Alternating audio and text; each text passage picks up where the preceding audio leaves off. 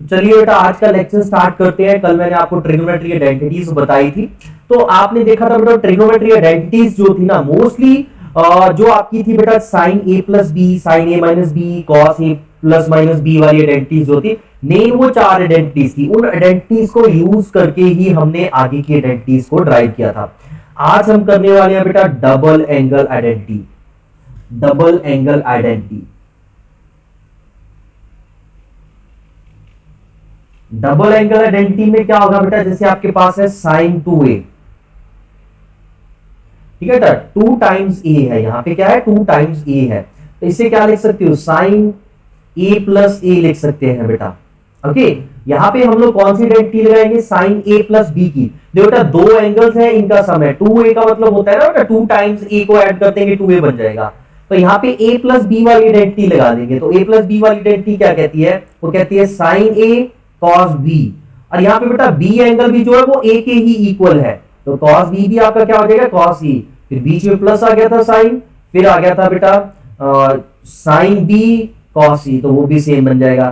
तो यहां से ये क्या बन गया 2 साइन ए कॉस ई, ठीक है बेटा। तो ये आपकी आइडेंटिटी है साइन 2a की बेटा। देखो ये आइडेंटिटी भी जो है मैंने साइन a प्लस बी के फॉर्मूला से निकाली है, बट इसमें देखो बेटा जब आप सीधा ये चीज याद रख लोगे, ये दो स्टेप आपके बेटा क्या है सेव हो जाएंगे, आप स्किप कर सकते हो, टाइम बच जाएगा आपका बेटा। ओके, सिमिलरली अगर आप बात करोगे cos 2a की, तो cos 2a को भी इसी तरह से बेटा cos a प्लस e। अब जिन्होंने कल आइडेंटिटी याद कर ली है cos a प्लस b की, उन्हें मालूम है, मैंने बोला था cos में क्या था cos cos sin sin होता है, तो cos a cos b, और b की वैल्यू फिर से आपकी a है, फिर बीच में साइन क्या था, अगर यहाँ पे प्लस है तो यहाँ पे माइनस हो जाता है, कॉस में उल्टा हो जाता है, साइन में सेम, और फिर साइन ए साइन बी, और बी की वैल्यू भी ए है, तो ये क्या बन गया बेटा, ये बन गया है कॉस स्क्वायर ए माइनस साइन स्क्वायर ए। तो ये बेटा आपकी आइडेंटिटी बन गई है cos 2a की, ठीक है बेटा। तो इस तरह से आपके पास ये दो आइडेंटिटीज नई क्रिएट हो गई है, साइन 2a की एंड cos 2a की, 2 साइन ए cos a और cos स्क्वायर a बेटा। अभी क्या है, ये जो cos 2a होता है इसे आप क्या कर सकते हो, इसे लिख सकते हो cos square a minus sign square a। इसमें देखो बेटा अगर मैं इसको cos स्क्वायर a को रिप्लेस कर दूं साइन की फॉर्म में, मैंने कल भी बताया था आपको, इसे क्या लिखा जा सकता है, इसे लिखा जा सकता है 1 माइनस साइन स्क्वायर a, तो cos 2a की जगह पे ये चीज आ गई है। अब ये दोनों लाइक टर्म्स होने के कारण ऐड हो जाएंगे, और ये क्या बन गया 1 माइनस 2 साइन स्क्वायर a, ठीक है बेटा। तो cos 2a का एक ये फॉर्मूला भी बन जाता है बेटा। Okay, and same way cos 2a को अगर मुझे cos की फॉर्म में लिखना है, cos स्क्वायर की फॉर्म में लिखना है, तो इस फॉर्मूला में ना मैं साइन स्क्वायर a को रिप्लेस कर दूंगा बेटा। साइन को कैसे रिप्लेस करते हैं बेटा, साइन को रिप्लेस करते हैं 1 माइनस cos स्क्वायर a, जो पाइथागोरस आइडेंटिटी बताई थी ना कल, उससे बता रहा हूं बेटा। ये sine square a plus cos square is equal to 1 होता है। ओके, अब जब ये ऊपर होगी ब्रैकेट तो ये माइनस अंदर मल्टीप्लाई हो जाएगा, माइनस और ये प्लस हो जाएगा बेटा, तो cos square a minus 1 plus cos square a, ये क्या बन जाएगा, ये बन जाएगा 2 cos स्क्वायर a माइनस 1, ठीक है बेटा। तो ये आपकी आइडेंटिटी बन चुकी है cos 2a की। तो cos 2a की ये तीन अलग अलग, तो बेटा ये एक फॉर्म है, एक फॉर्म ये है, एक फॉर्म ये है।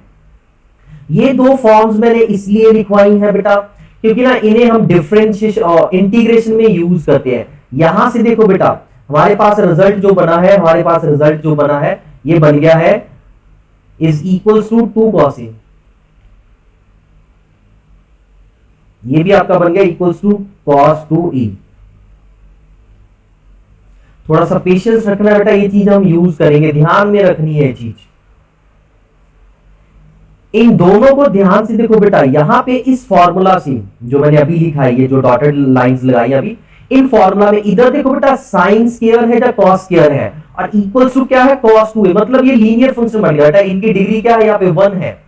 चलो एंगल ट्वाइस हो गया बेटा, एंगल 2 हो गया, एंगल ट्वाइस हो गया, बट आपकी बेटा जो फंक्शन है उसकी रेज टू पावर यहाँ पे 1 है, यहाँ पे 1 है, तो जब भी हमें 2 डिग्री को लीनियर में कन्वर्ट करना होगा, आप इस फॉर्मूला को साइन स्क्वायर को cos a की फॉर्म में कन्वर्ट करना है, cos स्क्वायर a को cos e की फॉर्म में कन्वर्ट करना है, तो इस तरह से कर सकते हैं बेटा।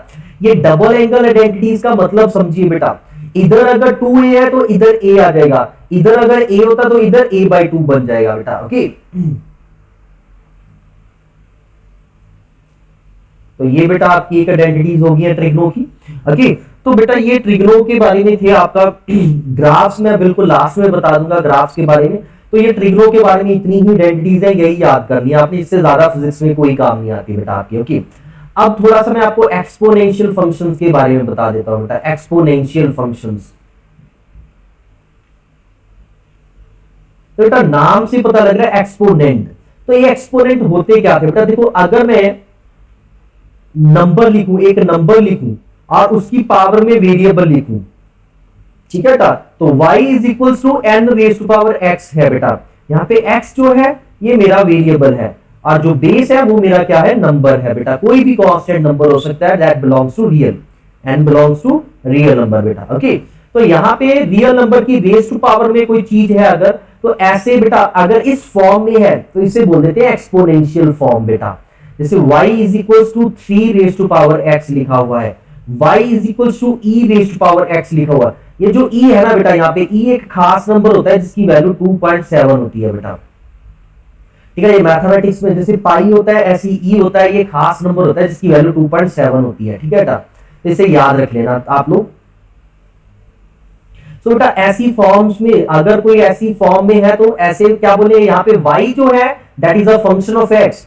यहाँ पे क्या है बेटा, इसमें जो y है y is a function of x, and which function of x, arithmetic function है, सॉरी एक्सपोनेंशियल फंक्शन है। यहाँ पे एक्सपोनेंशियल क्यों बोल रहे हैं, क्योंकि वेरिएबल जो है ना आपका, इंडिपेंडेंट वेरिएबल जो है जो वो पावर में है, एक्सपोनेंट में है बेटा। ये एक्सपोनेंट होता है, ये आपका n जो है बेस में है बेटा। ओके, इसमें कुछ आइडेंटिटीज हैं बेटा। क्या आइडेंटिटीज है बेटा, जैसे ये लिखा हुआ है x raise to power a plus x raise to power b। तो यहां पे जब बेसिस सेम हो, सॉरी बीच में मल्टीप्लाई आएगा, जब बेसिस सेम हो बेटा और बीच में मल्टीप्लिकेशन हो ना, तो पावर्स क्या हो जाती है बेटा आपकी, एड अप हो जाती है, a प्लस b बन जाएगा। सेम वे अगर x raise to power a upon x raise to power b है, यहाँ पे डिवीजन में है और बेस जो है सेम है, तो इस केस में जो आपका बेटा पावर्स है वो सब्ट्रैक्ट हो जाएंगी, a माइनस b हो जाएंगी बेटा। ये तो आती होंगी सबको बेटा, छोटी क्लास में पढ़ते हैं। थर्ड आइडेंटिटी देखिए बेटा, जैसे बेटा x raise to power n है equals to x raise to power a है बेटा, बीच में इक्वल टू है, ठीक है बेटा, और रेज टू पावर में n है, इधर a है और बेसिस सेम है। जब बेसिस सेम हो, बीच में इक्वल टू हो, तो इट्स क्लियर कि यहां से क्या पता चल रहा है कि जो पावर्स है वो भी आपस में क्या है बेटा, इक्वल है। ठीक है बेटा, पावर्स जो है वो भी आपस में क्या है, इक्वल है। एक चीज और हो जाती है बेटा, जैसे ये होता है पावर अप डाउन करते हैं, जैसे ये लिखा हुआ है x raise to power n, अगर मैं इसे 1 बाय लिखना चाहता हूं तो जब मैं 1 बाय लिख सकता हूं, बट क्या है बेटा यहाँ पे जो पावर है उसे नेगेटिव लिखना पड़ेगा आपको। ओके, तो ये चीजें दोनों आपस में इक्वल हैं बेटा।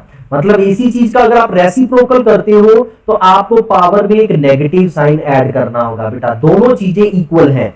x रेज़ पर माइनस n को x रेज़ पर n लिख सकते हो, या x रेज़ पर n को 1 बाय x रेज़ पर माइनस n लिख सकते हो बेटा। क्लियर है ये चीज?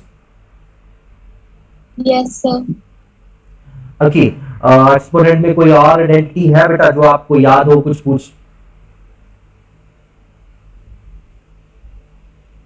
आपने कोई पढ़ी हो बेटा? तो अभी तक तो इतना ही बेटा मेरे को याद आ रहा है। ओके, इसका ग्राफ भी, एक्सपोनेंट का ग्राफ कैसे बनता है वो मैं आपको आगे क्लास में बता दूंगा बेटा। ठीक है, एक क्लास में ना सब फंक्शंस के ग्राफ पढ़ेंगे, कैसे कैसे ग्राफ बनते हैं। ओके, वहां पे आपको सारी चीजें क्लियर आउट हो जाएंगी। एक्सपोनेंट में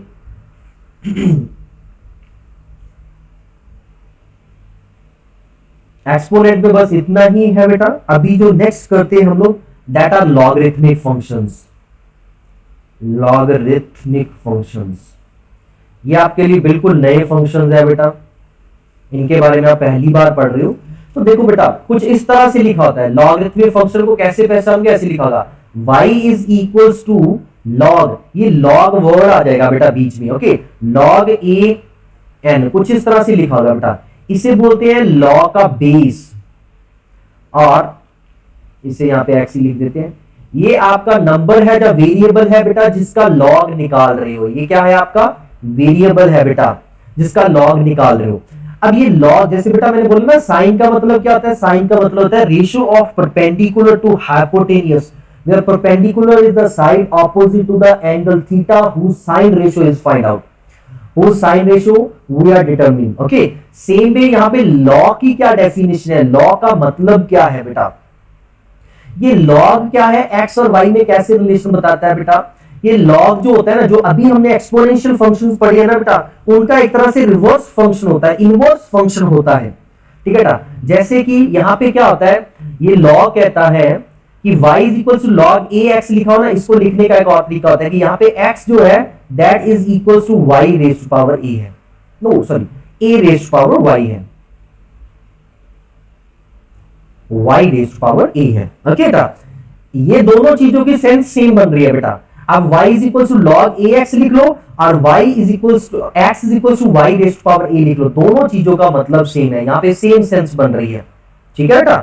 जो बेस होता है वो दूसरी तरफ जाके रेज टू पावर में चला गया है, ठीक है बेटा, और यहां पे x equal to y raise to power a बन गया है। तो लॉ की डेफिनेशन यही है कि मैं जो ये बेस में लिखा हुआ है इसको अगर इसकी पावर में लिखूं तो वो x बन जाएगा। इसकी एग्जांपल बताता हूं बेटा मैं, जैसे फिर ज्यादा क्लियर हो जाएगा। जैसे एग्जांपल में लिखा हुआ है they are saying if y is equals to log 10 of 100, इस तरह से लिखा हुआ। तो बेस क्या है बेटा, यहाँ पे 10 है और ये क्या है बेटा 100 है। तो यहां से क्या पता चलेगा, ये क्या, इसका मतलब क्या है कि 10 की पावर अगर y रखूंगा तो क्या बन जाएगा बेटा 100 बन जाएगा। सो 10 की पावर y 100, 100 का मतलब 10 इज पावर 2, बेसिस सेम है, पावर इक्वल, तो y की वैल्यू क्या आ गई 2। इसका मतलब क्या है log 10 100 किसके इक्वल हो गया बेटा 2 के इक्वल हो गया है। समझ आई कि नहीं ये बात बेटा। ओके, तो मतलब क्या है, इस बेस की रेज टू पावर में क्या रखूं सो दैट वो ये नंबर बन जाए, उसे लॉग बोलते हैं बेटा। ओके, ये जो मैंने कल भी बोला था आपको कि जो मैथमेटिशियंस होते हैं ये पूरी बड़ी डेफिनेशन नहीं देते, ये फंक्शन बना देते हैं, ठीक है। फंक्शन की अपनी एक फुल फ्लेज्ड डेफिनेशन होती है, इसका मीनिंग होता है। तो मैथमेटिक्स में ना लॉग वर्ड का मीनिंग है, जैसे इंग्लिश में डिक्शनरी मीनिंग होते हैं वर्ड्स के, वैसे ही मैथमेटिक्स की भी एक डिक्शनरी है, लेट्स सी। तो उस डिक्शनरी में लॉ का मीनिंग ये है कि जो लॉ की पावर में है उसकी पावर रेज टू पावर में मैं क्या रखूं ताकि वो क्या बन जाए बेटा, यहां पे मैंने गलत लिख दिया ना, उसकी पावर में मैंने क्या, उसकी पावर में मैं क्या लिखूं सो दैट वो x बन जाए। यहां पे e रेज पर y बनेगा यार, एक्सपोनेंशियल तभी तो बनेगा, बेस में नंबर आना चाहिए, ठीक है बेटा। क्लियर है, मैं आई थिंक सही करने लगा था तब मैं फिर से भूल गया था, e रेज पावर y आ जाएगा बेटा यहाँ पे। क्लियर है, तो ये आपके लॉगरिथमिक फंक्शन होते हैं। तो आपको डरने की जरूरत नहीं कि ये नई चीज क्या है, आप सिर्फ क्या याद रखोगे कि लॉग फंक्शंस होते क्या है बेटा, इनको देख के पहचानते कैसे हैं, इनकी पहचान क्या है, तो इनकी पहचान है ये लॉग वर्ड, ठीक है बेटा। इनमें क्या क्या ध्यान रखने वाली चीज होती है कि इसका बेस क्या है, ये सबसे इंपॉर्टेंट होता है बेस। लॉग में, लॉगरिथमिक फंक्शन में सबसे ज्यादा इंपॉर्टेंट चीज होती है कि आपका बेस क्या है, ठीक है बेटा। यहां पे जैसे y इज इक्वल टू, ये इंपॉर्टेंट चीज है, y is equal to log e x लिखा हुआ है बेटा। ये जो जब बेस में e आ जाता है ना, बेस में जब e आ जाता है इसको ऐसे भी लिख देते हैं ln x, तो इसे बोल देते हैं बेटा नेचुरल लॉग। ये क्या चीज बन जाती है, इसे बोल देते हैं नेचुरल लॉग, इसे ऐसे बोल देते हैं नेचुरल लॉग ऑफ x। मैंने आपको पहले ही बताया कि जो e है ये खास नंबर है एक बेटा, इसलिए इसे नेचुरल लॉग ऑफ x बोल देते हैं। ये देखिए बेटा, इसको इनवर्स फंक्शन ऑफ एक्सपोनेंशियल क्यों बोला है, जिन्हें इनवर्स फंक्शन की वैल्यू मतलब पता होता है। अगर बेटा हम लोग ना, मैं छोटी सी एग्जांपल के साथ आपको बता रहा हूं बेटा, जैसे मैंने लिखा ना y is equal to 3x plus 2, तो यहां पे क्या लिख रहा हूं y is the function of x, ठीक है बेटा। और अगर अब मैं क्या करूं x की वैल्यू निकालू, यहां से x इज इक्वल टू क्या हो जाएगा y माइनस 2/3 हो जाएगा कि नहीं हो जाएगा बेटा। तो यहां पे पहले क्या करना है, x की वैल्यू निकाली, अब x और y को इंटरचेंज कर दो, x और y को क्या कर दो इंटरचेंज कर दो, x और y को इंटरचेंज कर दिया तो y इज इक्वल टू क्या बन जाएगा x माइनस 2/3। तो यहां पे still y is a function of x, but यहां पे क्या बोलेंगे, यहां पे बोलेंगे y is a inverse function of x, ठीक है। फंक्शन की रेज टू पावर -1 लिखा हो ना तो ये बहुत सेंस चेंज कर देता है, मीनिंग चेंज कर देता है। तो ये इनवर्स फंक्शन इस तरह से बनते हैं, ठीक है बेटा। ये इनवर्स फंक्शन का फंडा होता है। +2 वाले बच्चों को समझ आ गया होगा, +2 वालों को नहीं, तो +2 वालों को इसके ऊपर गौर देने की जरूरत नहीं है बेटा। ओके, जिन्हें समझ आ गई है बेटा, मैं आपको हमेशा बोलता हूं मैं चीजें बहुत बताता हूं, जिन बच्चों को इंटरेस्टिंग लगे, समझ आ जाए, अच्छी बात है। जिन्हें जितना समझ आ जाए उतना ही अच्छा है। ये मैं जो रेड मार्क कर रहा हूं बेटा, ये रेड एरिया है जो आपका, इसमें सब कुछ समझने की जरूरत नहीं है आपको। Okay, if this is understandable that's okay, otherwise you can ignore it. Okay, ये इनवर्स फंक्शन का फंडा होता है, ये मैथमेटिक्स है बेटा। ठीक है, सो यहाँ पे लॉगरिथमिक फंक्शन देखो, अगर यहाँ मैं y चेंज कर दूं, y और x को, तो y equal to a raise पर x बन जाएगा। तो अभी जो आप एक्सपोनेंशियल फंक्शन पढ़ के आए हो बेटा पिछली वाली स्लाइड में, यहाँ पे देखो ये सेम चीज बन जाएगी, ये बन जाएगी y equal to n raise पर x या e रेज़ पर x लिख लो, सेम चीज बन जाएगी बेटा। ओके, इसलिए इसे इनवर्स फंक्शन ऑफ एक्सपोनेंशियल बोल दिया जाता है। इनके ग्राफ एक दूसरे की मिरर इमेज होते हैं। जो इनवर्स फंक्शन होते हैं इनके ग्राफ एक दूसरे की मिरर इमेज होते हैं बेटा।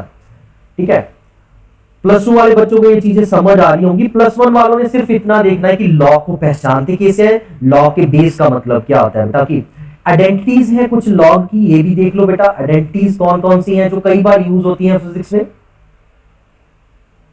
इवन ये केमिस्ट्री का जब आप बेटा ये रेडियो एक्टिविटी वाला चैप्टर करते हो उसमें आती हैं ये आइडेंटिटीज। ओके, तो लॉग की आइडेंटिटीज क्या है बेटा, देखो सबसे पहले आता है लॉग, ऐसे लिखा होगा log a इंटू बी लिखा हो।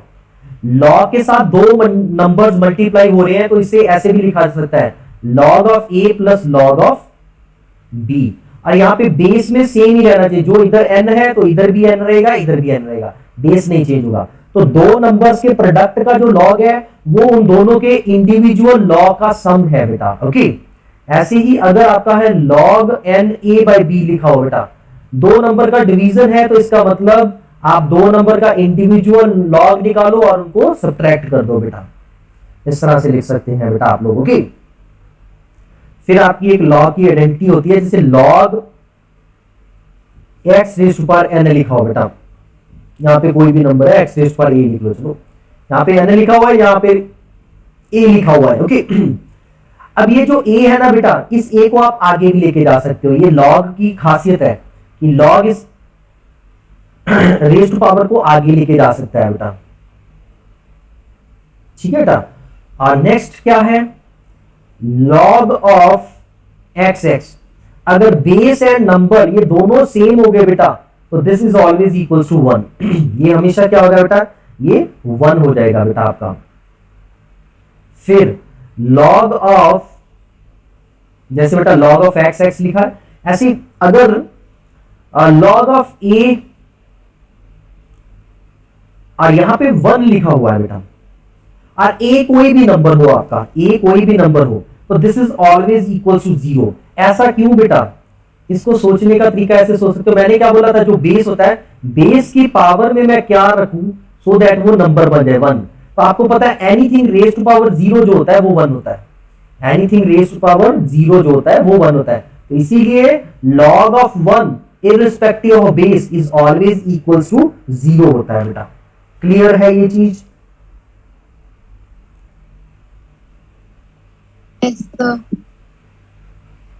Yes sir. ओके बेटा, अभी नेक्स्ट एक है, जैसे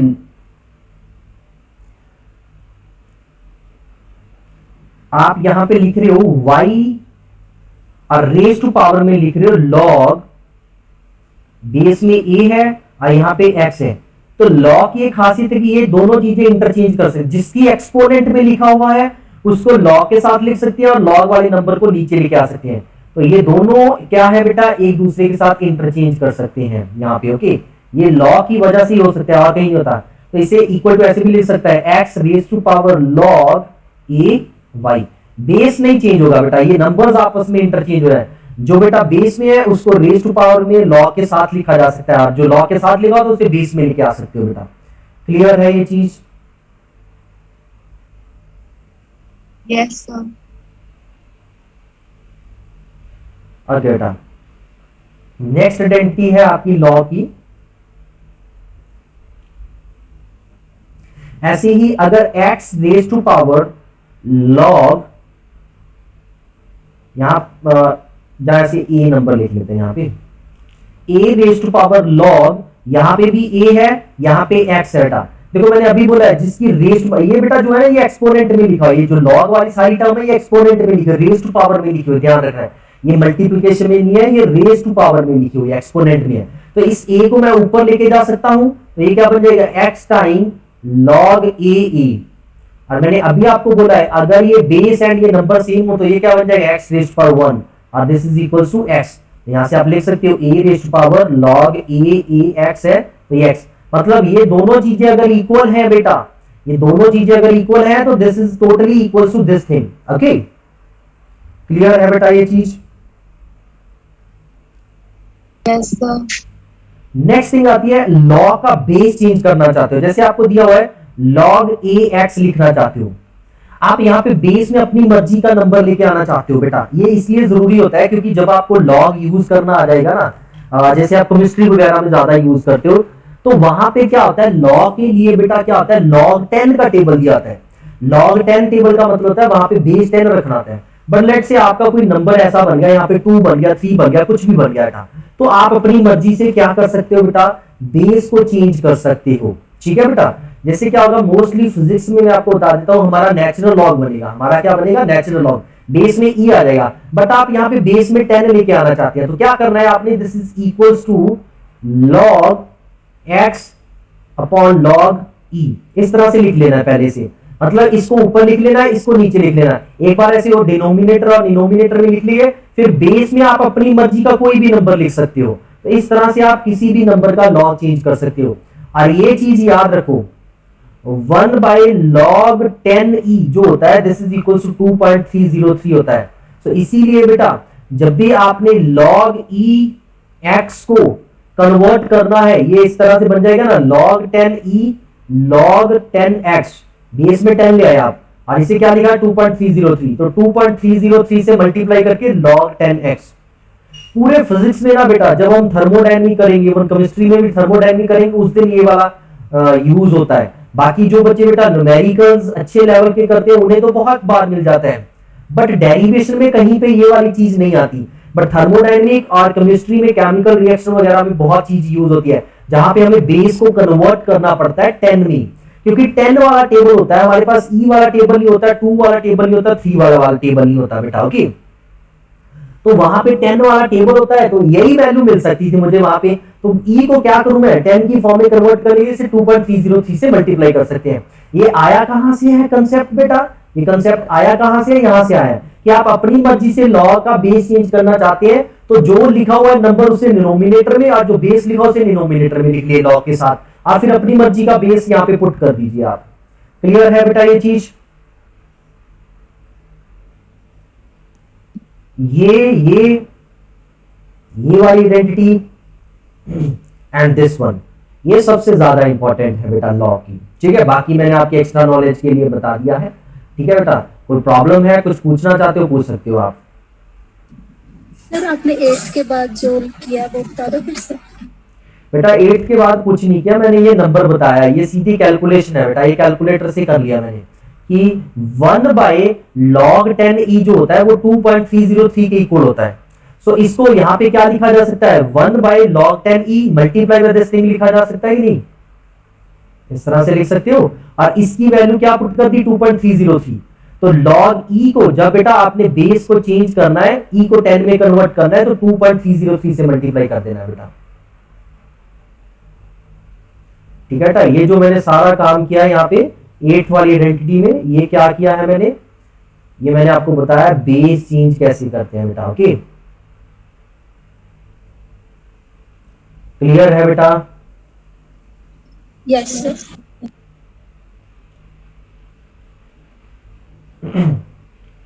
अब ये मैथमेटिक्स का टीचर भी नहीं बताता बेटा ये वाली चीज, क्योंकि मैथ में लॉग होता ही नहीं आपकी, मैथ में आपके ट्रिग्नो जरूर होती है, अरिथमेटिक जरूर होता है, बट ये सारी चीजें नहीं होती है, तो ये आपको थोड़ा सा यहीं से याद करना पड़ेगा बेटा। ओके, बट क्वेश्चंस मैथ के भी कई क्वेश्चंस होते हैं जिनमें लॉग यूज होता है बेटा, फिजिक्स में और केमिस्ट्री में तो होता ही होता है ये चीज।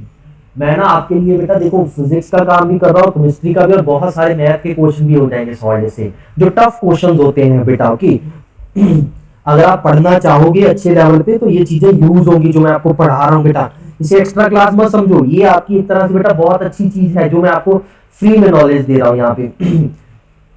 ये मुझे किसी ने नहीं बोला बताने के लिए, मुझे सिर्फ फिजिक्स बताने के लिए बोला गया, बट फिर भी we are doing this just because कि आपका काम इजी हो जाए। ओके, ये लॉग बेटा लास्ट में आता है इनवर्स ट्रिग्नोमेट्री, इनवर्स ट्रिग्नोमेट्री।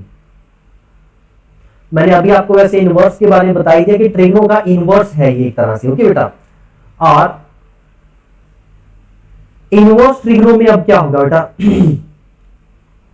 ये एक तरह से जैसे आप लिखते हो ना, आप लिखते हो y is equal to sine x लिखते हो, आप लिखते हो ना y is equal to sine x लिखते हो। बट अगर मैं इनको चेंज कर दूं, x will be equal to क्या हो जाएगा एक तरह से, x will be equal to हो जाएगा साइन इधर चला जाएगा एक तरह से। तो जब ये उल्टी तरफ जाता है ना, अब ये बेटा चीज वो नहीं है कि इधर साइन जो है x के साथ मल्टीप्लाई हो रहा है, इधर साइन y के साथ डिवाइड हो जाएगा, ऐसे नहीं लिखते, ये कोई सेंस नहीं बनाता बेटा।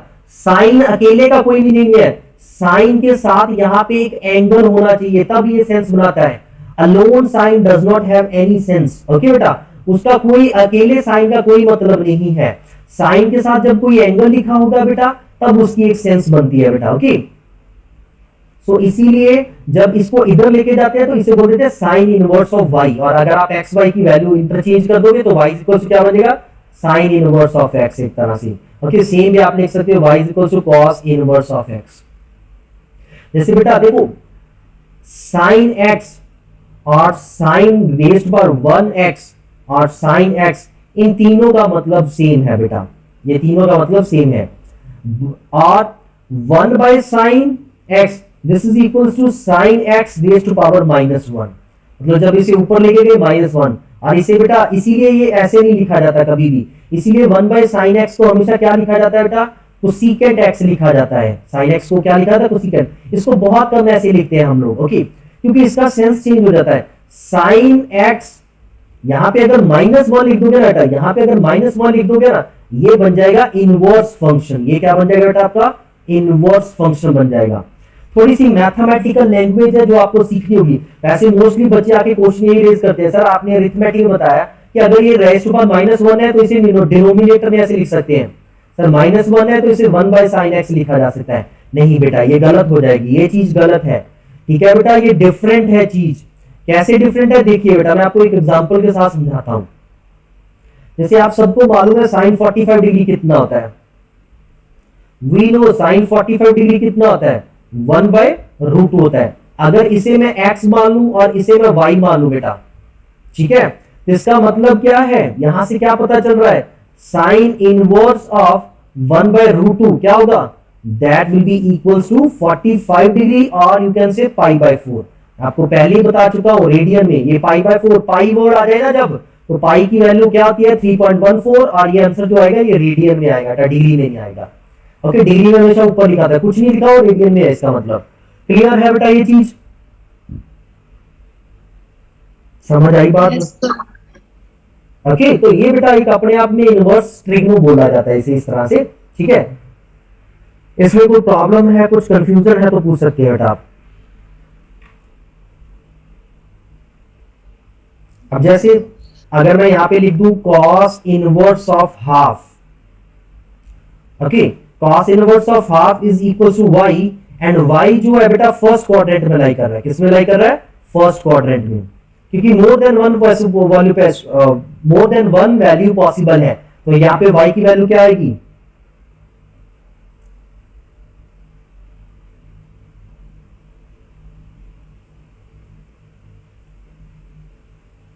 बताइए भाई।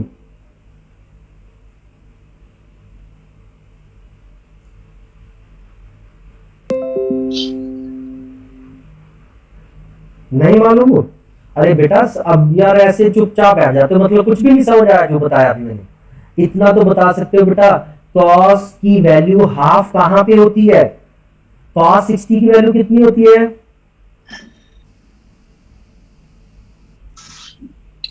बोल रहे हो, जो मेरे पास नहीं आवाज पहुंच रही है, आई थिंक किसी ने माइक ऑन किया था बेटा।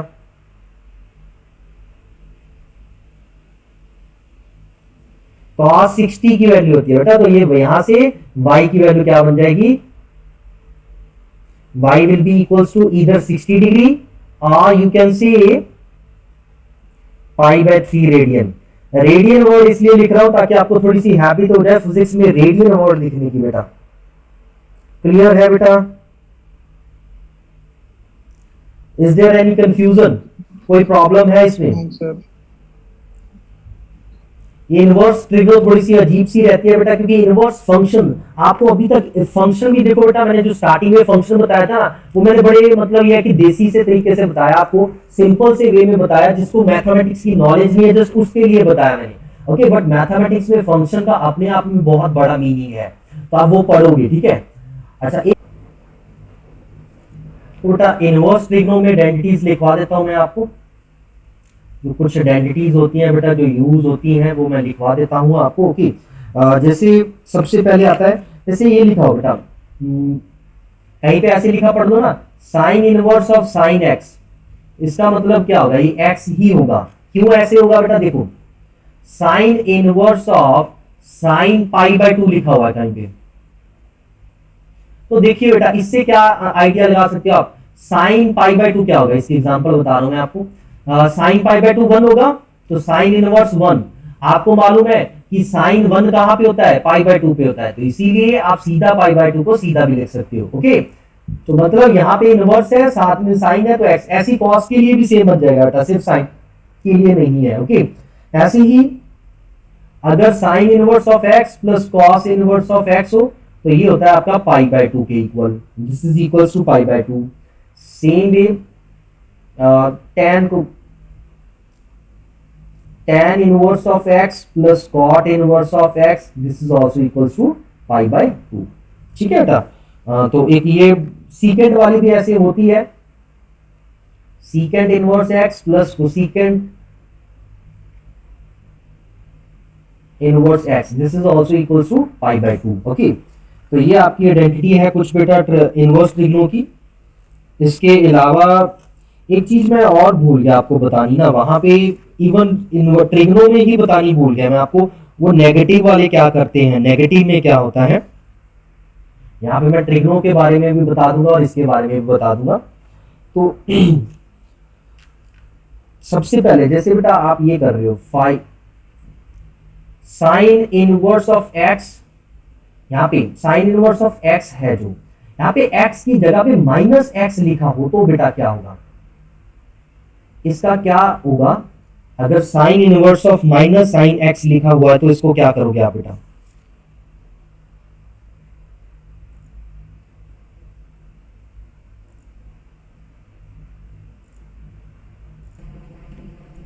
ओके बेटा। तो जैसे sine inverse of minus x लिखा हो तो इसका क्या करोगे बेटा, यहां पे जो ये माइनस साइन है, ये आपका माइनस साइन बाहर लिख के साइन इनवर्स ऑफ एक्स लिख लोगे। जैसे इसकी एग्जांपल मैं आपको बता रहा हूं बेटा, जैसे कहीं लिखा हुआ है sine inverse of minus half, ठीक है बेटा, तो इसका क्या बन जाएगा, ये बन जाएगा minus of sine inverse of half, और हाफ कहां पे होता है बेटा, पाई बाय 6 पे होता है ना, 30 डिग्री पे होता है कि नहीं होता है, तो pi by minus pi by 6 answer आ जाएगा आपका। सेम वे अगर ये कॉस के साथ है बेटा, यहाँ पे लिखा cos inverse of minus x, तो ये बन जाएगा पाई minus cos inverse of x, ठीक है बेटा। इसकी एग्जांपल के तौर पे जैसे लिखा हुआ है cos inverse of minus half, तो ये क्या बन जाएगा, this will be equals to pi minus cos inverse of half, और आपको मालूम है कॉस इनवर्स हाफ, हाफ कहां पे होता है कॉस, 60 डिग्री पे, तो पाई माइनस पाई बाय 3, जो कि क्या बन जाएगा 2 पाई बाय 3, 120 डिग्री। आप सब याद करो बेटा, सेकंड क्वाड्रेंट में कॉस नेगेटिव होता है, कॉस 120 की वैल्यू जब हमने निकाली थी फर्स्ट क्लास में, तो वो 2 पाई बाय 3 60 डिग्री 120 डिग्री की माइनस हाफ आई थी, जो कि आज भी वही आ रही है बेटा। ओके, सो ये कुछ चीजें हैं, बाकी tan टून के बारे में ज्यादा सोचने की जरूरत नहीं है बेटा। अभी जो मैं ये नेगेटिव एंगल का कंसेप्ट होता है ये भी बता देता हूं आपको, ये ट्रिग्नो में बताना भूल गया था बेटा, ये नेगेटिव एंगल का मतलब क्या होता है। देखो बेटा, जब भी आप एंगल्स पढ़ना स्टार्ट किए थे तो आपको टीचर ने हमेशा इस तरह से पढ़ाया है, यहां से ये आपकी इनिशियल साइड होती है बेटा, और एक यहां से जाता है और ये इधर बन जाती है, ये होती है टर्मिनल साइड, और इसे आप एंगल बोल देते थे थीटा, ओके, जो प्रोटेक्टर से मेजर करते थे।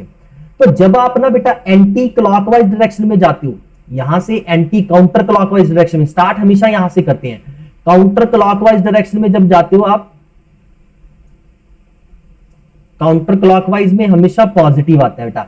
ऐसे ही अगर आप इनिशियल साइड से क्लॉकवाइज डायरेक्शन में जाने लग जाओगे, इस तरफ चले जाओगे बेटा, तो ये हमेशा माइनस थीटा होगा, मतलब क्लॉकवाइज डायरेक्शन हमेशा क्या होगी आपकी, नेगेटिव होगी क्लॉकवाइज, ठीक है बेटा। ये साइन कन्वेंशन है एंगल के लिए। तो जैसे हो ना साइन ऑफ माइनस थीटा, तो दिस इज इक्वल्स टू होता है माइनस साइन थीटा बेटा, ये नेगेटिव साइन आगे चला जाता है। और जैसे कॉस ऑफ माइनस थीटा हो, ये कॉस जो होता है ये माइनस थीटा को खा जाता है बेटा, ये कॉस थीटा बन जाता है। ठीक है, यहाँ पे माइनस साइन आगे चला गया, यहाँ पे माइनस साइन ये गायब हो गया बेटा आपका। और इनवर्स में क्या होता है, कॉस के साथ पाई माइनस बन जाता है, यहाँ पे ये माइनस चुपचाप आगे चला जाता है बेटा।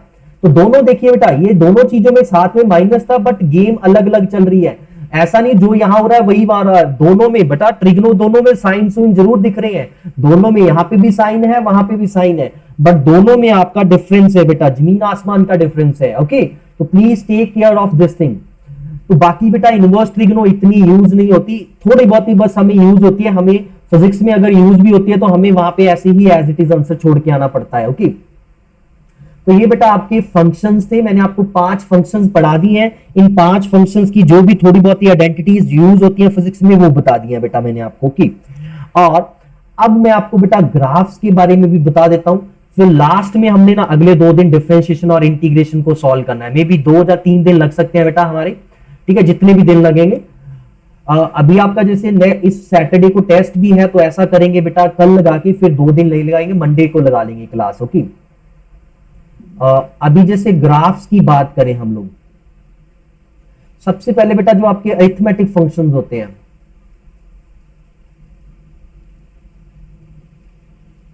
कैसा ग्राफ बनता है बेटा, जैसे ग्राफ लीनियर फंक्शन है, यहाँ पे y is equal to 3x plus 4 इस तरह से लिखा हुआ है, यहाँ पे ऐसे मैं प्रॉपर फॉर्म में लिखता हूं, y is equal to mx plus c ऐसे लिखा हुआ है।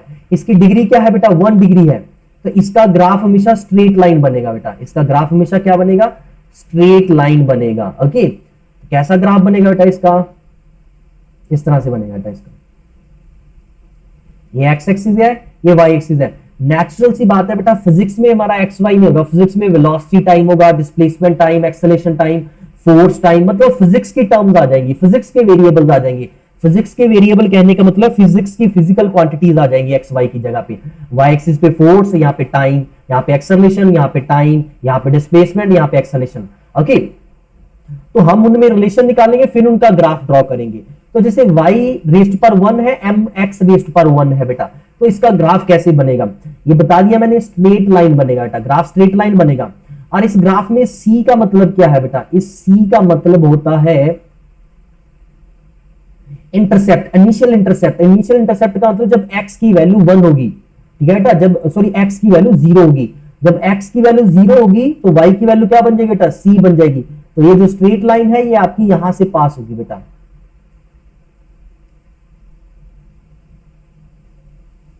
जो आपकी स्ट्रेट लाइन है कुछ इस तरह से, यहां से इस तरह से पास होगी बेटा ये। ओके, ये आपकी स्ट्रेट लाइन हो जाएगी।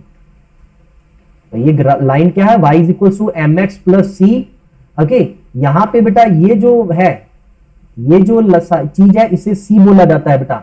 और ये एंगल जो है, यहां पे अगर x एक्सिस के साथ एंगल मेजर करोगे एंटी क्लॉकवाइज डायरेक्शन में थीटा, तो tan थीटा की वैल्यू जो होती है बेटा दैट इज इक्वल्स होता है m।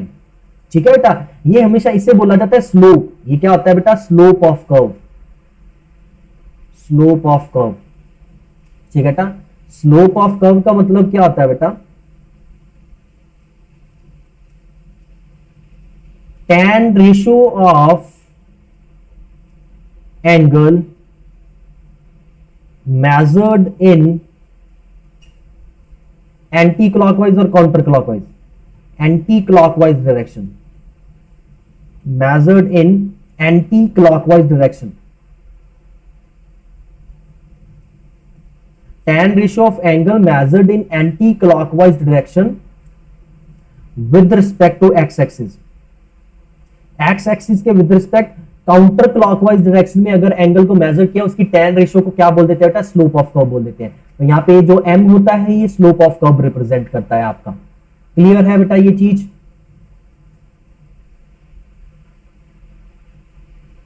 I hope this is clear with you all. Yes, sir. Okay बेटा, ये देखो ये आज नहीं याद हो जाएंगे, ये कल नहीं याद हो जाएंगे, इनको पढ़ते रहना पड़ेगा बेटा, थोड़ा सा प्रैक्टिस करना पड़ेगा। 10-15 दिन पढ़ोगे ना, चीजें फिट हो जाएंगी दिमाग में। बाकी जब हम फिजिक्स में अप्लाई करेंगे फिर तो ऑलरेडी हो ही जाएंगी। जैसे अब इक्वेशन कुछ इस तरह की आ गई बेटा, y इज इक्वल्स टू के एक्स स्क्वायर है। अब 12th वाले बच्चों को पता होगी ये चीज, जो नॉन मेडिकल करते हैं बेटा। जब रेज टू पावर 2 हो, x की पावर 2 हो, इधर 1 हो, ठीक है, दोनों तरफ नहीं 2 बेटा। अगर दोनों तरफ 2 हो तो रूट में लेके आप लोग फिर 1 1 बना सकते हो। एक तरफ 1 है, एक तरफ 2 है, मतलब यहां पे आप कह सकते हो जो y है that is directly proportional to x square. यहां पे आप क्या कह सकते हो, y is directly proportional to x, मतलब रेज टू पावर 1 1 है, यहां पे 1 2 है बेटा। तो इसका ग्राफ बनता है पैराबोला। इसका ग्राफ कैसा बनेगा बेटा, पैराबोला। बेटा इसका नाम है पैराबोला। ये पैराबोला कैसे बनता है बेटा, इस तरह से बनता है ये पैराबोला।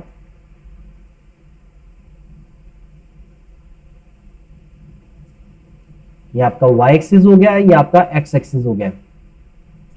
ये देखो बेटा x रेस्ट पर 2 है ना, तो x रेस्ट पर 2 का मतलब है y की वैल्यू हमेशा पॉजिटिव आएगी। देखो x की वैल्यू नेगेटिव हो पॉजिटिव हो, y की वैल्यू हमेशा पॉजिटिव आएगी। तो ये ग्राफ इस तरह से ऊपर को बनता है, y की तरफ ओपन होगा बेटा ये ग्राफ। ओके, इस तरह से ये ग्राफ बन जाता है। ये जीरो में से पास करेगा यहाँ पे। अगर यहाँ पे प्लस माइनस कुछ होता तो फिर ये ग्राफ जीरो में से नहीं ऊपर या नीचे से पास होता बेटा। ओके, वो जब भी केस बनेगा फिजिक्स में मैं वहां पे समझा दूंगा। बस अभी के लिए शेप ध्यान में रख लो बेटा, ये कुछ इस तरह की शेप होती है, ये इसे पैराबोला बोल देते हैं बेटा। ओके, इसको ऊपर को क्यों बनाया, क्योंकि y की वैल्यू हमेशा पॉजिटिव होगी। देखो बेटा x की वैल्यू -1 हो, x की वैल्यू +1 हो, ठीक है बेटा। y की वैल्यू क्या है आपकी, k ही रहने वाली है। y की वैल्यू हमेशा क्या आएगी, k आएगी, क्योंकि स्क्वायर करके नेगेटिव ऑफ 1 भी स्क्वायर क्या हो जाएगा, प्लस हो जाएगा बेटा। ओके, क्लियर है ये चीज। तो ये आपका बेटा पैराबोलिक ग्राफ हो जाता है जो स्क्वायर के लिए आ जाता है। क्यूब वाला करने की जरूरत नहीं है बेटा, क्यूब वाला नहीं आता है हमें। इसके बाद जो आता है हमें, तो जैसे y is inversely proportional to x है बेटा, मतलब एक दूसरे के इनवर्सली प्रोपोर्शनल है, तो इसका ग्राफ बनता है हाइपर पैराबोला। ये नाम दिए गए हैं बेटा इन्हें, हाइपर पैराबोला। आपने मेरे पे नहीं गुस्सा करना कि सर ये क्या पढ़ा रहे हैं, आपने मैथमेटिशियंस पे गुस्सा करना है कि ये इन्होंने क्या इन्वेंट कर दिया है। तो हाइपरपोला पैराबोला की बेटा कुछ इस तरह से शेप बनती है, ठीक है बेटा, ये कुछ इस तरह से बनता है। अभी क्या होता है बेटा, जैसे जो +2 वाले स्टूडेंट्स हैं इस ईयर, उन्होंने अभी क्वेश्चन भी देखा था, अगर 1 रेस्ट पर x स्क्वायर हो बेटा तो फिर क्या बनेगा। देखिए बेटा यहां पे भी है तो इनवर्सली प्रोपोर्शनल ही, यहां पे भी है तो इनवर्सली प्रोपोर्शनल ही आपका, बट यहां पे डिफरेंस क्या है,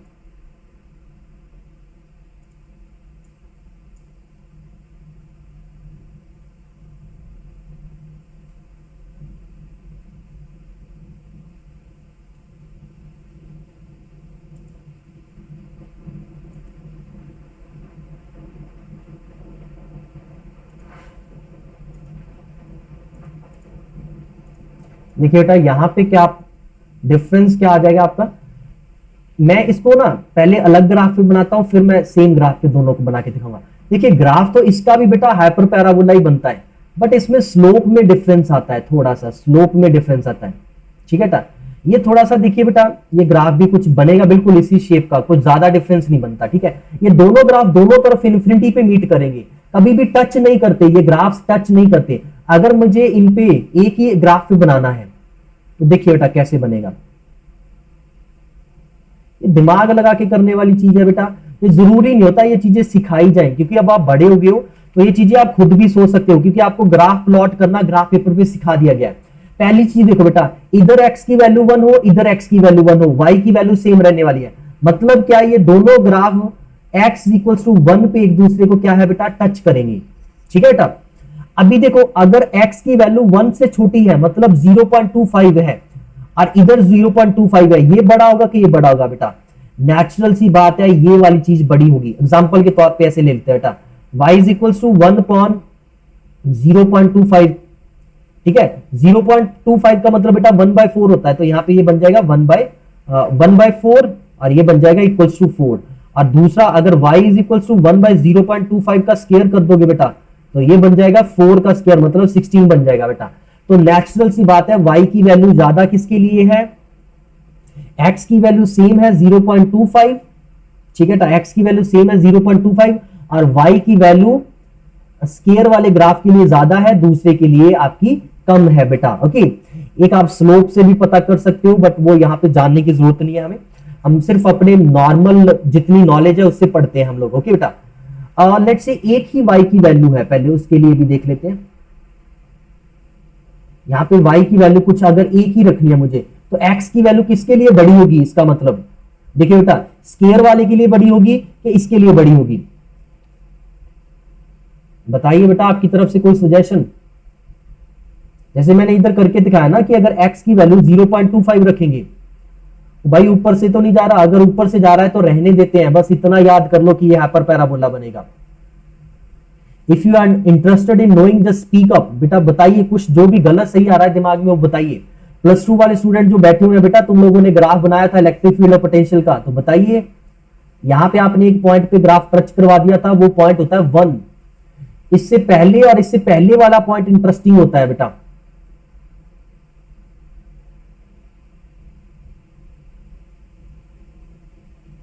चलिए जी मैं सीधा बता देता हूं बेटा, देखो जैसे x की वैल्यू बढ़ जाएगी बेटा, जैसे जैसे x की वैल्यू 1 से बढ़ेगी तो ये y की वैल्यू बहुत जल्दी डिक्रीज होगी और ये y की वैल्यू कम डिक्रीज होगी। तो इधर जो y x स्क्वायर वाला ग्राफ होता है वो इस तरह से नीचे को जाता है ज्यादा, और जो y x वाला होता है वो कुछ उस तरफ होता है, और 1 के उल्टी साइड ऑपोजिट होता है, कुछ इस तरह से होता है, ग्राफ कुछ ऐसे आता है बेटा, ठीक है। और ये वाला ग्राफ आपका कुछ इस तरह से आता है, ये मैंने यहां पे दिखा भी दिया था आपको, ओके।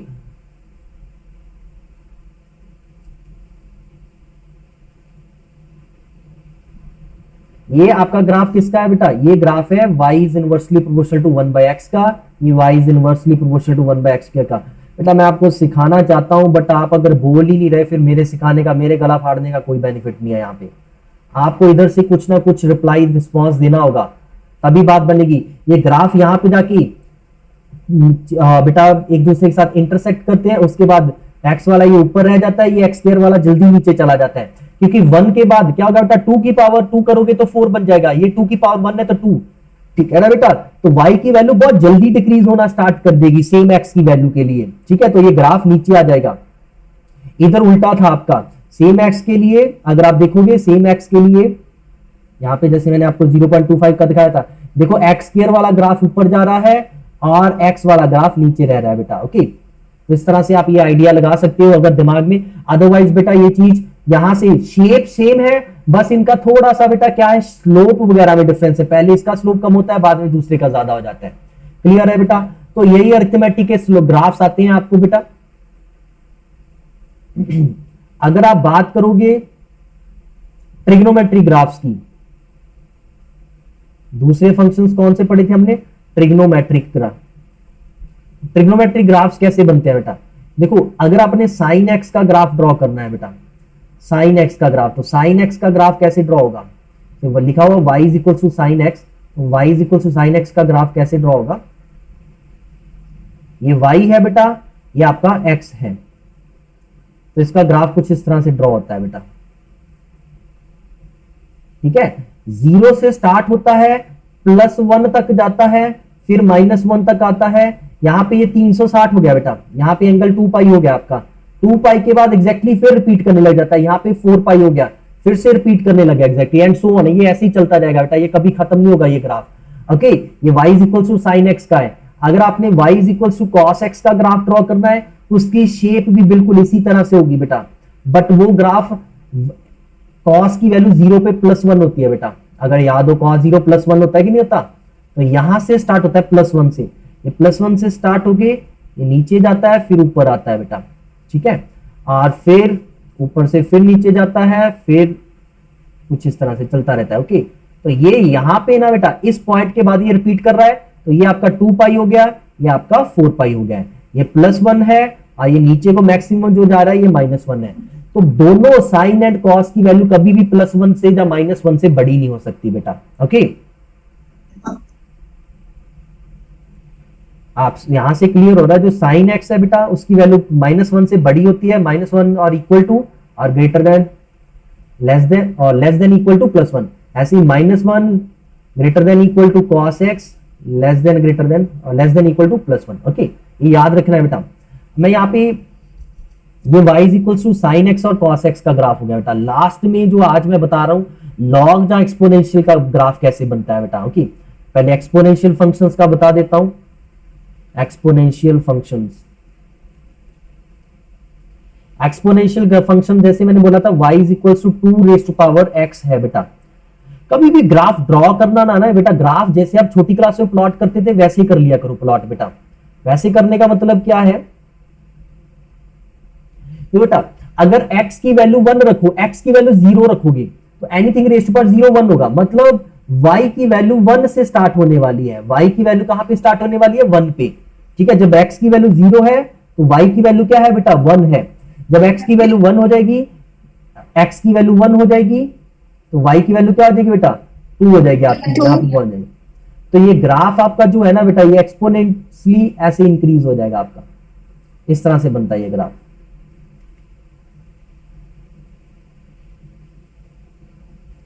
ओके, इस तरह से बनता है। आप बोलोगे सर ये पैराबोला की तरह दिख रहा है, बेटा ये पैराबोला नहीं है, पैराबोला से डिफरेंट है। और इधर अगर बनाओगे पावर माइनस में रखोगे बेटा, 0, x की वैल्यू 0 है, अगर x की वैल्यू -1 होती, x की वैल्यू -1 होती तो y की वैल्यू क्या बन जाती? 2 रेज़ पर -1 मतलब 1/2 0.5। तो 0.5 यहां पे आ जाएगा, 0.5 यहां पे होगा, -1 पे, मतलब ये पॉइंट बन जाएगा। इसी तरह से आप अगर यहां पे -2 रख दोगे बेटा तो ये क्या बन जाएगा? -2 रख दोगे तो ये बन जाएगा 1/2 मतलब 1/4, ये इससे भी हाफ हो जाएगा। तो ये ग्राफ यहां पे, तो ये ग्राफ कभी टच नहीं करेगा बेटा। ठीक है, ग्राफ कभी इधर टच नहीं करेगा, ये इधर नीचे को जाता जाएगा। ये ग्राफ इस तरह से बनता है आपका। समझ आई बेटा बात? ये एक्सपोनेंशियल ग्राफ होता है आपका। इसका बिल्कुल अगर आप बेटा इस लाइन के लॉन्ग यहां पे मिरर रख दोगे ना, इसका मिरर इमेज जो होगा वो लॉग ग्राफ होगा। वो किसका ग्राफ होगा बेटा? लॉग का ग्राफ होगा। जैसे लॉगरिथमिक का ग्राफ ड्रॉ करना है। इनवर्स ट्रिग्नो के ग्राफ ट्रिग्नो वाले ही होते हैं बेटा, उसमें ज्यादा झंझट नहीं होता है, पंगा नहीं होता है, क्योंकि इनवर्स फंक्शन और उनका बस y और x को चेंज कर दो बेटा। ठीक है ना, ये जो ग्राफ है इस ग्राफ को बेटा आप रोटेट कर दो, इस ग्राफ को ना आप रोटेट कर दो। अगर ये जैसे मेरे पास ये x एक्सिस है, ये y एक्सिस है, इस ग्राफ को उल्टा कर दो बेटा, रोटेट कर दो। यहां पे y लिख दो, यहां पे x लिख दो, तो लॉग का ग्राफ बन जाएगा, इनवर्स फंक्शन बन जाता है ना। मैं अभी बोला आपको ये इनवर्स फंक्शन होता है। आप अगर वैसे नहीं समझ पा रहे तो ऐसे समझ सकते हो। ये देखिए बेटा, ये y है, ये x है, फंक्शन क्या है? y is equal to log x। This is the last thing, I will take 1 और 2 मिनट मोर। ओके, सो बेटा अगर मुझे ग्राफ ड्रॉ करना है, यहां पे y is equal to log x है, x की वैल्यू अगर 1 होगी बेटा, मैंने अभी बोला यहां पे अगर 1 होगा तो y की वैल्यू हमेशा 0 होगी, क्योंकि एनीथिंग रेज़ टू पावर 0 जो होता है 1 होता है। तो x की वैल्यू 1 के ऊपर, x की वैल्यू जहां पे 1 है, ये रही x की वैल्यू 1, तो यहाँ पे y की वैल्यू क्या है बेटा? y की वैल्यू 0 है। तो यहां से ये ग्राफ स्टार्ट होगा, इस पॉइंट से, और इस पॉइंट से अब ये ग्राफ कुछ इस तरह से जाएगा बेटा, इस तरह से। क्लियर है बेटा? ये ग्राफ कुछ इस तरह से राइज कर रहा है, ये उसकी मिरर इमेज बनेगी। आप यहाँ पे नंबर्स डाल सकते हो। अब ये ग्राफ की शेप ये बेस भी डिसाइड करेगा बेटा। यहाँ पे बेस में 2 रख लेते हैं ताकि same graph exactly same replica बनेगा। अगर बेस एंड उधर ये नंबर एंड उधर लॉग में बेस सेम है ना बेटा, तो ग्राफ एक दूसरे की मिरर इमेज बनेगा आपका। और ये इधर आके कभी टच नहीं करता बेटा।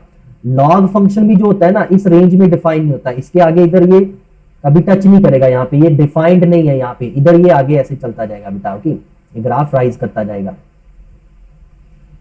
क्लियर है बेटा ये चीज? Yes, sir.